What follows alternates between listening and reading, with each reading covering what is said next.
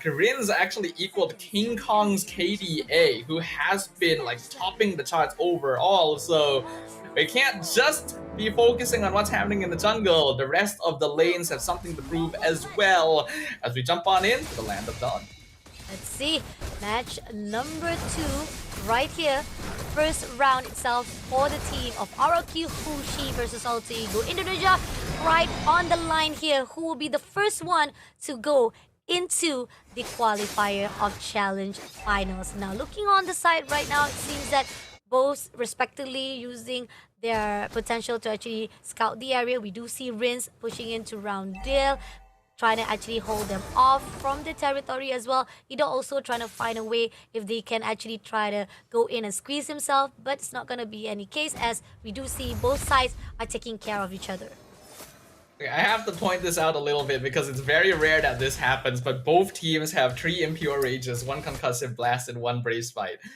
It's very, very unusual that we have the same 5 emblems on both sides, but of course the actual emblem setups are a little bit different there. It's just a little bit of fun trivia. In terms of battle spells, it is of course going to be very different as well, with a heavier focus on Purify on Alter Ego just to deal with the Tigreal, and even a Sprint on Dyron because they want this glue to be running down the back line. Still has to be careful though. Vexana is a counter to glue for a reason, so Split cannot be used too willy-nilly.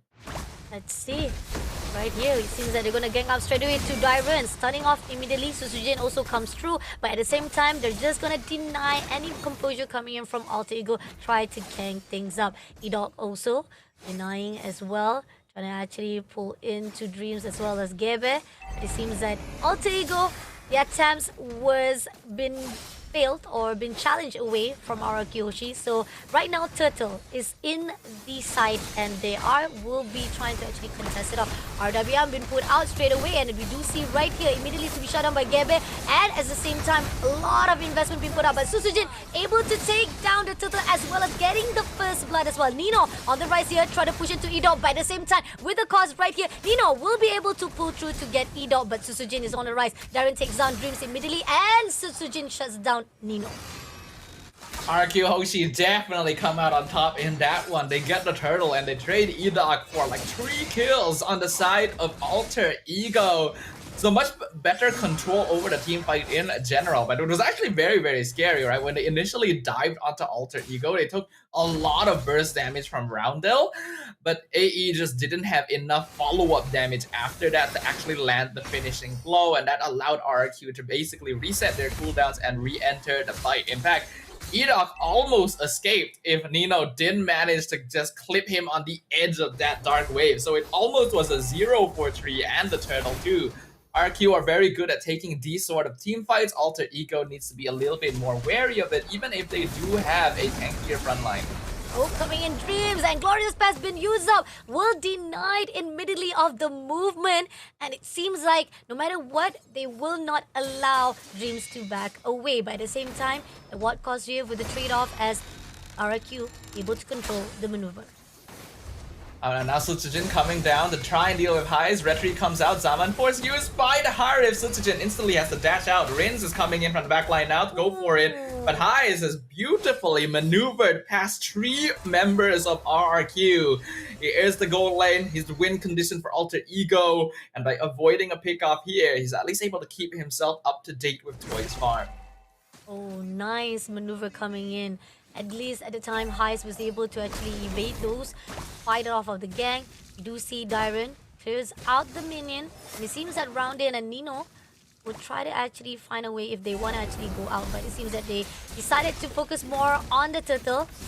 We'll be able to tease it out. Edok's getting the info as well, and Rinse is ready. Glorious Pass been put out. RWM has also been checked out, but at the same time, they locked on. And at the same time, right here, Alter Ego will be clear. Gebe takes down Edok immediately and pushing in straight to the side of Gebe. Dyron section down, and Dreams will be in the closer as well as getting the double kill. And right as it opened, Nino had to pull away. So much damage been put out, but they are not allowing him. Mobilize straight away him, and Nino will be the one to be a casualty as well as RRQ gets the win. RRQ is just so good at sustaining their way through these team fights. Tigreal and Glue are both very difficult to deal with, and Arins is able to maintain a very safe and solid distance to continuously dish out damage on this Eve. Even the mid lane forcing out the Zaman Force, and Highs almost dies to the poke from Toy.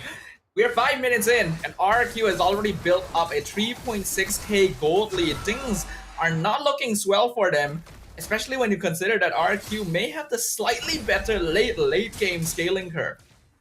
And looking at how RRQ is very persistent, try to turn things around, or even try to actually shut down Alter Ego. Nino pushing into Suzujin, Rounded also gonna try to turn things around as well to back things up, but doesn't able to do so as Suzujin managed to pull away. And here on out, Alter Ego still finding the opening to close it off. RRQ are definitely maintaining control over the map a lot more effectively. This Glue doesn't get picked up too often, but is a very, very good counter pick towards Phobius in particular. And if the enemy team doesn't have good ways of punishing him, he just has such a strong presence. Multiple ultimates used in the mid lane to catch Rins, but a simple flicker just gets him out, and Alter Ego not able to be rewarded for their aggression anywhere on the map.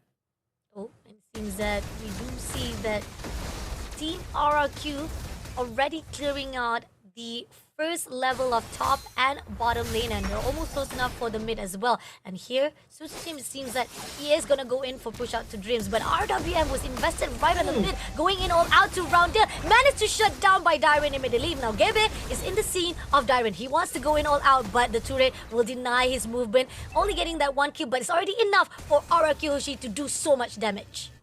We're seeing a reason why the Tigreal was prioritized by RRQ HOSHI, why it's a popular pick between both of these teams. They like these more default front to backs, and if you're able to punish people with that implosion timing, if you have a secondary front line that can buy you time and attention from the opponent so that you can delay the implosion, it is so easy to actually catch the opponents off guard. Especially since Alter Ego actually isn't a very high mobility composition. Their positions are going to be largely fixed within the teamfight itself, with the exception of Highs, which allows RRQ a bit more strategic thinking and how they want to approach every single engagement. They are trying to clear out the first level of turrets as well as the second. Try to actually go all out for that second level. And Dyron also overlooking to round in on Nino. Try to find a way and allowing Edok as well as the fact that Toy will be able to actually find a contempt for the territory. Almost there, and turrets number 2 on the level of top lane will be cleared out. And so far, RRQ for the pushing of the control-wise has been fruitful for their side, and Team Alter Ego still struggling not only to win those fights, also try to control the movement. Things are going very, very smoothly right now for RRQ HOSHI. It's going exactly according to plan, exactly how you want to play the game of MLBB. I'd say this is a very textbook definition of how you're supposed to win the game, actually. It's a slow burn, but it's an effective one because they've already built up an 8k lead in 8 minutes. That's usually the phase where you expect it very difficult to make a comeback. Even the RWM by Rins just to force him back, maybe get a cheeky pick off if they can. Mind you, this whole time, Toy has not been disrupted on the Granger. Oh, Glorious Path has been put out, but he's not gonna be able to go anywhere. Every time he put out the Glorious Path, it's just for him to escape, but denial been done by RRQ. RRQ slowly denying every avenue of exit for Alter Ego. They literally cannot even play in their half of the map anymore. The base is the only safe spot left for them, as RRQ just keeps making their presence known, not allowing them to walk out to get farm. This is gonna even more heavily snowball the game in their favor, as even if they pull their cores over to take the Lord, Alter Ego can still only try to play together, and they're not going to be able to easily pick off Edok or Dyron anytime soon. I would say the game is already basically GG unless Alter Ego can make some kind of miracle happen.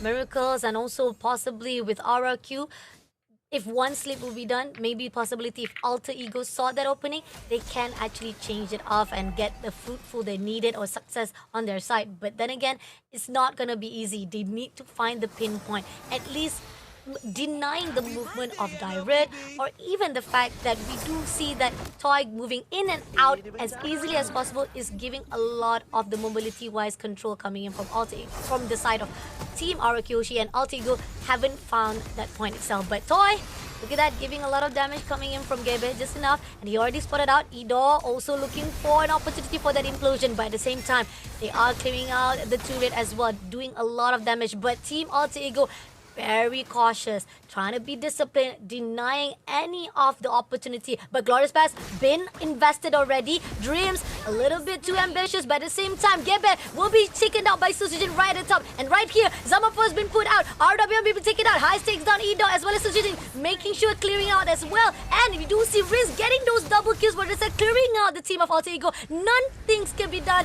as they able to shut down the first round into the hands of RRQ HOSHI. A very straightforward victory for RRQ.